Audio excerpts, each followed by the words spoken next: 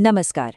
अक्सर जब डॉक्टर अंबेडकर की बात होती है तो उनकी 22 प्रतिज्ञाओं पर आकर बहस रुक जाती है ना? लेकिन क्या हमने कभी सोचा है कि उन प्रतिज्ञाओं तक पहुंचने से पहले की कहानी क्या थी? आज हम यही समझने की कोशिश करेंगे कि किसी भी बड़े फैसले के पीछे की पीड़ा को जानना क्यों जरूरी होता है। तो चलिए कहानी की शुरुआत वहां से करते हैं जहां डॉक्टर अंबेडकर के उन कामों की बात होती है जिन्हें कोई भी नकार नहीं सकता। जैसा कि इस विश्लेषण के सोर्स में कहा गया है, जो व्यक्ति हिंदू कोड बिल के लिए आपके लिए लड़ा, मतलब ये हमें याद दिलाता है कि हम एक ऐसे समाज सुधारक की बात कर रहे हैं जिन्होंने वाकई बहुत बड़ी लड़ाइयां लड़ी। लेकिन देखिए, उनके इन बड़े कामों को याद करने के ठीक बाद एक बहुत गहरा सवाल सामने आता है। क्या कभी उस व्यक्ति की पीड़ा को, उनके दर्द को समझने की कोशिश हुई है? और सच कहूं तो यही सवाल इस पूरी चर्चा की, कह सकते हैं कि, नींव है। बात सिर्फ मंजिल की नहीं हो रही है, बल्कि उस दर्द भरे रास्ते की हो रही है जिससे वो गुजरे।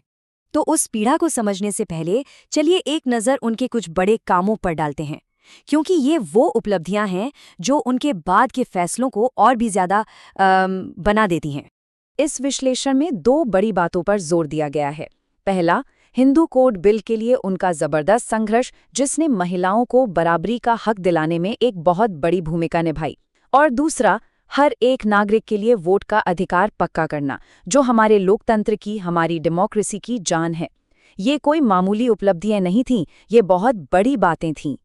अब देखिए, इतने महान कामों के बावजूद इतिहास का एक पन्ना ऐसा है जिस पर सबसे ज्यादा बहस होती है, सबसे ज्यादा चर्चा होती है, और अब हम उसी की बात करने वाले हैं। उन 22 कस्मों की जो आज भी चर्चा और विवाद दोनों का केंद्र बनी हुई हैं। सिर्फ ये एक नंबर 22। सोर्स चाहता है कि हम इस नंबर पर एक पल के लिए रुकें और सोचें, क्योंकि इसके पीछे ना एक बहुत बड़ी कहानी छिपी हुई है।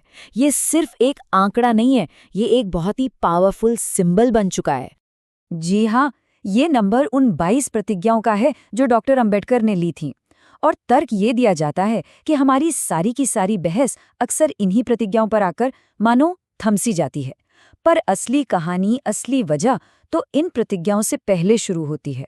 और यहीं से कहानी का सबसे जरूरी हिस्सा शुरू होता है। देखिए, वक्ता का जो मेन तर्क है वो ये है कि किसी भी घटना से ज्यादा जरूरी उसका कॉन्टेक्स्ट होता है, उसका संदर्भ। सवाल ये नहीं है कि क्या हुआ, बल्कि सवाल ये है कि क्यों हुआ। और ये जो लाइन है, ये इस पूरे तर्क का सार है, उसका निचोड़। यदि आप ये नहीं समझ रहे हो कि उन 22 कस्मों को लेने के पहले उस व्यक्ति के साथ क्या हुआ, मतलब साफ है, अगर हम ये नहीं समझते कि उन 22 प्रतिज्ञाओं को लेने से पहले उस व्यक्ति के साथ क्या क्या हुआ, तो हमारी पूरी समझ ही अधूरी है, आधी अधूरी है। अब ये जो पूरा प्रोसेस है उसे यहाँ 3 हिस्सों में बांटा गया है।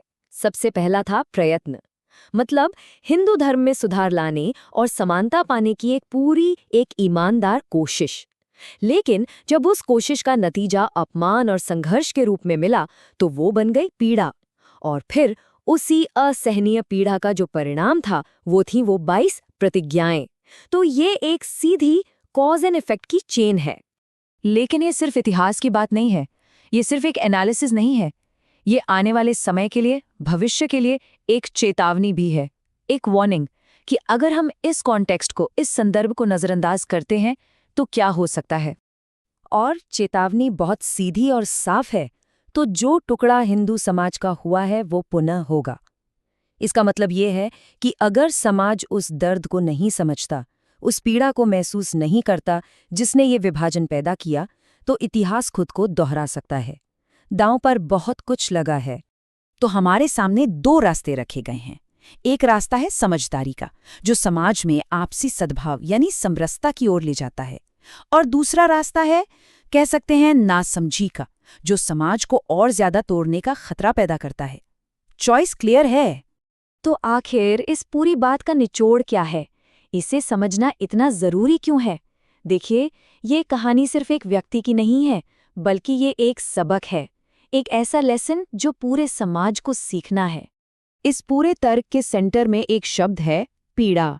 और यहाँ पीड़ा का मतलब सिर्फ कोई फिजिकल दर्द नहीं है, नहीं, ये वो गहरा, वो पर्सनल अनुभव और संघर्ष है जो किसी भी बड़े ऐतिहासिक फैसले की वजह बनता है। और उन 22 प्रतिज्ञाओं के पीछे छिपे क्यों को समझने की असली चाबी यही पीड़ा है। और अंत में ये पूरा विश्लेषण एक बहुत बड़ा सवाल हमारे सामने छोड़कर जाता है, इतिहास की पीड़ा को समझे बिना क्या एक एकजुट भविष्य बनाया जा सकता है? अगर हम उन दर्दनाक अनुभवों को स्वीकार ही नहीं करते जिन्होंने हमारे अतीत को शक्ल दी है, तो क्या हम सच में आगे बढ़ सकते हैं? ये एक ऐसा सवाल है जिस पर हम सबको सोचना चाहिए।